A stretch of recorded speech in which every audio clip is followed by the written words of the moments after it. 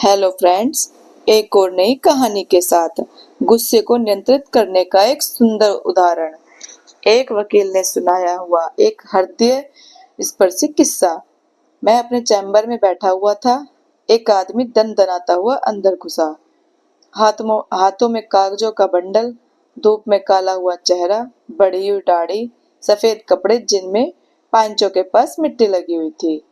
उसने कहा, उसके पूरे फ्लैट पर स्टे लगाना है। बताइए क्या क्या कागज चाहिए, क्या लगेगा खर्चा। मैंने उन्हें बैठने को कहा। रघु पानी दे इधर, मैंने आवाज लगाई। वो कुर्सी पर बैठे। उनके सारे कागजात मैंने देखे, उनसे सारी जानकारी ली। आधा पौना घंटा गुजर गया। मैं इन कागजों को देख लेता हूँ, आपका केस पर विचार करेंगे। आप ऐसा कीजिए बाबा, शनिवार को मिलिए मुझसे। 4 दिन बाद वो फिर से आए। वैसे ही कपड़े, बहुत डेस्परेट लग रहे थे। अपने भाई पर गुस्सा थे बहुत। मैंने उन्हें बैठने को कहा। वो बैठे। ऑफिस में अजीब सी खामोशी गूंज रही थी। मैंने बात की शुरुआत की। बाबा, मैंने आपके सारे पेपर्स देख लिए हैं। आप दोनों भाई, एक बहन, माँ बाप बचपन में ही गुजर गए थे। तुम 9वीं पास, छोटा भाई इंजीनियर। आपने कहा कि छोटे भाई की पढ़ाई के लिए आपने स्कूल छोड़ा। लोग खेत में दिहाड़ी पर काम किया। कभी अंग पर कपड़ा, पेट भर खाना आपको मिला नहीं, पर भाई की पढ़ाई के लिए पैसा कम नहीं होने दिया। एक बार खेलते खेलते भाई पर किसी बैल ने सींग घुसा दिया। लहू लुहान हो गया आपका भाई। फिर आप उसे कंधे पर उठाकर 5 किलोमीटर दूर अस्पताल ले गए। सही देखा जाए तो आपकी उम्र भी नहीं थी ये समझने की, पर भाई में जान बसती थी आपकी। माँ बाप के बाद में ही इनका माँ बाप, ये भावना थी आपके मन में। फिर आपका भाई इंजीनियरिंग में अच्छे कॉलेज में एडमिशन ले पाया। आपका दिल खुशी से भरा हुआ था।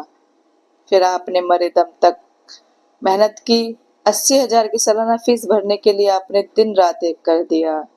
बीवी के गहने गिरवी रख के, कभी साहूकार कार से पैसा लेकर आपने उसकी हर जरूरत पूरी की। फिर अचानक उसे किडनी की तकलीफ शुरू हो गई। दवा खाने हुए, देव भगवान हुए। डॉक्टर ने किडनी निकालने को कहा। तुमने अगले मिनट में अपनी किडनी उसे दे दी।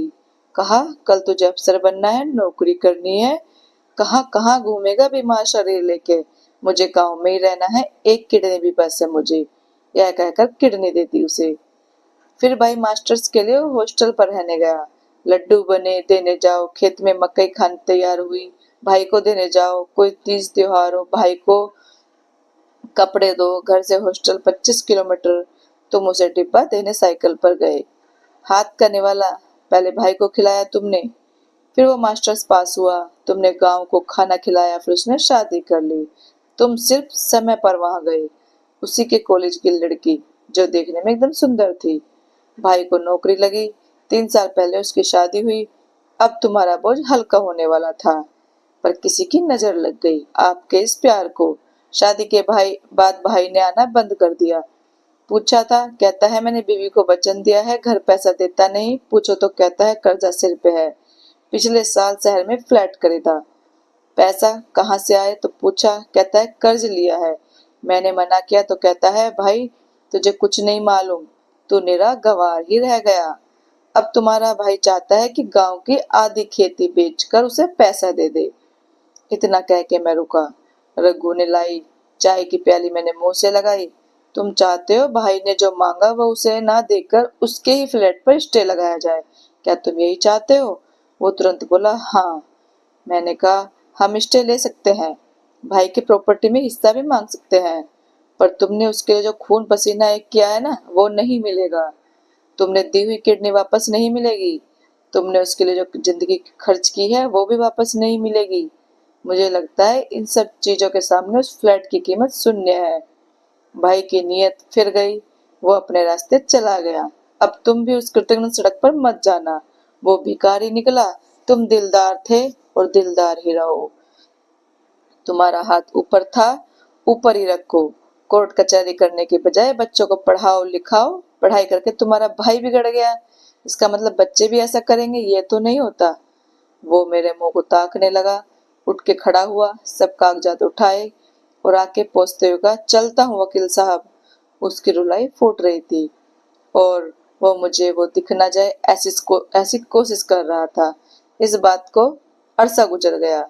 कल वो अचानक मेरे ऑफिस में आया। कलमों में सफेदी झांक रही थी उसके साथ में एक नौजवान था, हाथ में थैली। मैंने कहा, बाबा बैठो। उसने कहा, बैठने नहीं आया वकील साहब, मिठाई खिलाने आया हूँ। ये मेरा बेटा बेंगलोर रहता है, कल आया गांव, अब 3 मंजिल मकान बना लिया है वहाँ। थोड़ी थोड़ी करके 10-12 एकड़ जमीन भी खरीद ली। मैं उसके चेहरे से टपकते हुए खुशी को महसूस कर रहा था। वकील साहब, आपने मुझे कहा कोर्ट कचहरी के चक्कर मत लगाओ। गांव में सब लोग मुझे भाई के खिलाफ उकसा रहे थे। मैंने उनकी नहीं सुनी, आपकी बात सुन ली। मैंने अपने बच्चों को लाइन से लगाया और भाई के पीछे अपनी जिंदगी बर्बाद नहीं होने दी। कल भाई भी आकर पांव छू के गया है, माफ कर दे मुझे ऐसे कह कर गया है। मेरे हाथ का पेड़ा हाथ में ही रह गया, मेरे आंसू टपक ही गए आखिर। गुस्से को योग्य दिशा में मोड़ा जाए तो पछताने की जरूरत ही नहीं पड़ती कभी। बहुत ही अच्छा है, पर कोई समझे और अमल करे तब सफल हो। दोस्तों, आपको ये कहानी कैसी लगी? अच्छी लगी हो तो लाइक, कमेंट और शेयर करें। चैनल को सब्सक्राइब करें। Thank you.